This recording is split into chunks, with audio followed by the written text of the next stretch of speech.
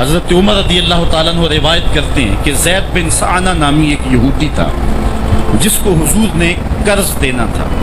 آقا کریم علیہ الصلوۃ والسلام دو جہاں کے مالک ہیں، لیکن حضور کا فقر اختیاری تھا۔ آقا کریم علیہ السلام کے گھر میں بسا اوقات کتنے دن چولہا نہیں جلا کرتا تھا۔ حضور ادھار لے کر کے لوگوں کی مصیبتوں کو بھی دور کرتے، اور گھر کا چولہا بھی بعض اوقات ادھار لے کے گرم کرنا پڑتا۔ اعلیٰ حضرت فرماتے ہیں مال کے کونین ہیں گو پاس کچھ رکھتے نہیں، دو جہاں کی نعمتیں ہیں ان کے خالی ہاتھ میں۔ تو کہتے ہیں کہ ایک دن حضور علیہ السلام کی خدمت میں ایک شخص حاضر ہوا جس کا نام زید بن سعنہ ہے اور یہودی ہے، اور اس نے حضور علیہ السلام سے قرض کا تقاضا کیا، لیکن تقاضا اتنے سخت انداز سے کیا کہ اس نے حضور علیہ السلام کی قمیص کو پکڑ کے کھینچا بھی۔ حضرت عمر رضی اللہ تعالیٰ عنہ نے جب دیکھا تو بڑے گھور کے اس کی جانب دیکھا اور اس کو پیچھے ہٹاتے ہوئے کہا کہ تجھے شرم نہیں آ رہی کہ اللہ کے رسول کے ساتھ کیسے سلوک کر رہا ہے اور میں تیرے سامنے موجود ہوں؟ تو حضرت نبی رحمت صلی اللہ علیہ وسلم نے حضرت عمر کو کہا عمر مجھے تجھ سے اس بات کی توقع نہیں تھی۔ ذرا غور کیجئے حضور علیہ السلام کی اس سیرت کے انداز،